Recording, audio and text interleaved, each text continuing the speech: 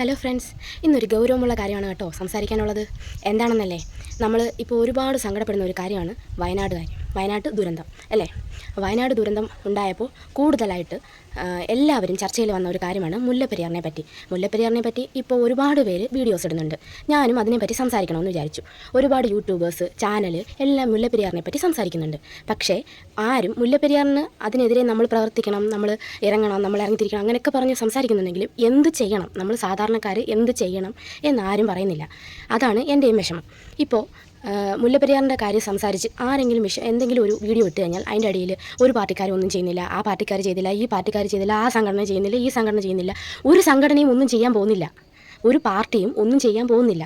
കാര്യം അവർക്കും പല പരിമിതികളുണ്ട്. ചെയ്യണമെന്ന് വിചാരിച്ചിറങ്ങുന്നവരെ തടയാൻ മുകളിൽ ആൾക്കാരുണ്ട്. അങ്ങനെയൊക്കെയാണ് അവരുടെ അവസ്ഥ. അപ്പം ഇതുകൊണ്ട് മരിക്കാൻ പോകുന്നത് കമ്മ്യൂണിസ്റ്റ് പാർട്ടിയല്ല, കോൺഗ്രസ് പാർട്ടിയല്ല, അല്ലെങ്കിൽ BJP പാർട്ടിയല്ല, അല്ലെങ്കിൽ ഏതെങ്കിലും സംഘടനയാണ്. നമ്മൾ കേരളീയരും മൊത്തവും മരിക്കും. അതിൽ കുറേ പേര് വെള്ളം വന്ന് മരിക്കില്ല എന്ന് പറയുന്നുണ്ട്. ശരിയാണ്, ഞാനും കൊല്ലത്ത് സേഫായിട്ടുള്ള സ്ഥലത്താണ് ഞാനും താമസിക്കുന്നത്. ഇവിടെ വെള്ളം വരില്ല. പക്ഷേ ഈ മരിച്ചവരുടെ ആ ഒരു ഈ ചെളിയും ഈ ഡെഡ് ബോഡീസും എല്ലാം വന്നടിഞ്ഞ് ഞാൻ ഒരു വീഡിയോയിൽ കണ്ടു, കടൽ തിരിച്ചടിക്കും അങ്ങനെ. അപ്പം നമ്മുടെ കൊല്ലം ജില്ലയിലും തിരുവനന്തപുരം ജില്ലയിലും എല്ലാം മൃതശരീരങ്ങൾ അടിയും. അപ്പോൾ പകർച്ചവ്യാധി വന്ന് ഇഞ്ചിഞ്ചായിട്ട് നമ്മൾ മരിക്കും. മറ്റുള്ള ജില്ലകളിലുള്ളവർ എങ്ങനെയായിരിക്കും മരിക്കുന്നത്? അവരപ്പോൾ തന്നെ മരിക്കും. പക്ഷേ നമ്മൾ കൊല്ലം, തിരുവനന്തപുരം, കോഴിക്കോട് അങ്ങനെയുള്ള ജില്ലയിലുള്ളവർ എങ്ങനെയാണ് മരിക്കുന്നത്? ഇഞ്ചിഞ്ചായിട്ട് പകർച്ചവ്യാധി വന്ന് നമ്മൾ മരിക്കും. ഇപ്പോൾ തന്നെ പലതരം പകർച്ചവ്യാധികൾ, നമുക്കറിയാൻ വയ്യാത്ത പലതരം പകർച്ചവ്യാധികൾ ഇന്ന് നമ്മുടെ കേരളത്തിലും ഇന്ത്യയിലും ലോകത്താകമാനമുണ്ട്. അപ്പോൾ നമ്മൾ അങ്ങനെ മരിക്കും. അപ്പോൾ ഇത് ഒരു പാർട്ടിക്ക് വേണ്ടി, അല്ലെങ്കിൽ ഞാൻ ഒരു പാർട്ടിയെയോ ഒരു സംഘടനയോ ഞാൻ അവഹേളിക്കുകയോ ഒന്നുമല്ല ഇതിനകത്ത് ചെയ്യുന്നത്. ഒരു പാർട്ടിയും ഇത് നിൽക്കില്ല. അപ്പോൾ എന്താ നമ്മൾ ചെയ്യേണ്ടത്? നമ്മൾ ജനങ്ങൾ ചെയ്യണം.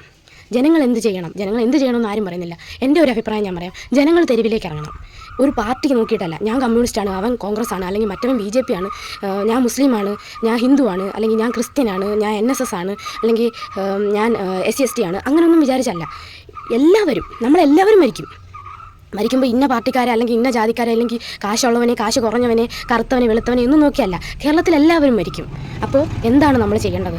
നമ്മൾ തെരുവിലേക്ക് ഇറങ്ങണം. പാർട്ടിയോ സംഘടനയോ കൂടിയവനെന്നോ കുറഞ്ഞവനെന്നോ ഒന്നും ആലോചിക്കാതെ നമ്മൾ തെരുവിലേക്ക് ഇറങ്ങണം. അപ്പോൾ ഓരോ പാർട്ടിക്കാരും നേതാക്കന്മാരും എല്ലാവരും നമുക്ക് കൂട്ടുവരും. കർഷക സമരമൊക്കെ നമ്മൾ കേട്ടിട്ടില്ലേ?